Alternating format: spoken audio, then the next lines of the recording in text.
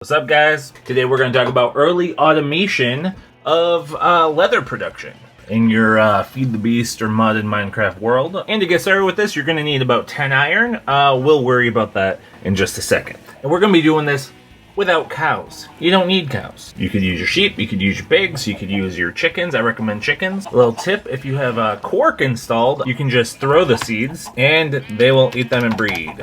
Now we're going to kill a couple of these guys to get some meat. The drying rack from Tinker's Construct converts any cooked meat into leather, like so. Just place the cooked meat down. The drying process takes around 10 minutes. And boom, you get leather. You don't have to have a farm like I have. Just along your journeys, you're probably going to come across a bunch of extra meat that you don't need. The drying rack is super easy to make. I can make it, look, it takes me like 6 seconds. Now, if this is as far as you wanted to take it, you could like place 3, 5, 10 of these in a row, place them all down, and build and come back, take all 3 of them down, put up more meat. That's a perfectly valid way of doing this. But for those of you who want to automate further, the drying racks accept and export 2 hoppers. So that 10 iron I mentioned, that's where this comes in. It's to build 2 hoppers. Here I build the first hopper, and by the way, in case you don't want to go through the whole trouble of like making another chest, because it's annoying to keep making chests, here's an alternative recipe you can use to make the hopper. I think that this is also added by extra utilities too. And while we're at it, let's just craft a couple more chests. This is another alternative recipe. And just while we're at it, if you need a bunch of sticks for some reason, that's what that looked like. Super convenient. Also added by extra utilities. We're going to put down a chest. This is where all our leather is going to feed into.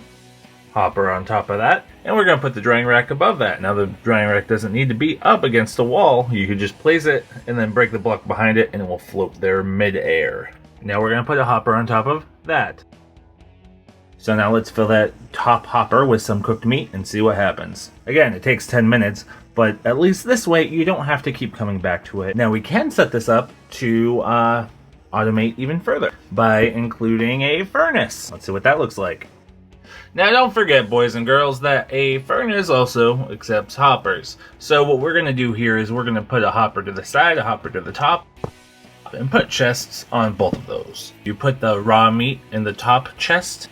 You put a fuel source in the side chest. It does its thing while you do your thing. And this way you have a semi-automated system for producing that leather. And of course you can do what I did over here by my tree farm. I built this thing very early game, and I have a stairway going up to the chest at the top with it's all labeled and everything. It works great.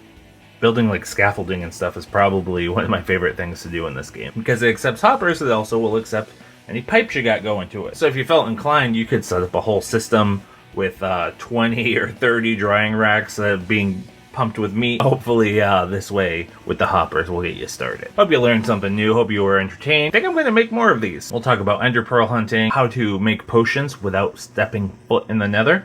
It's going to be fun. All sorts of stuff. So if you feel like it, subscribe and I'll keep making more. And if not, I don't really care. Alright, see ya. Peace.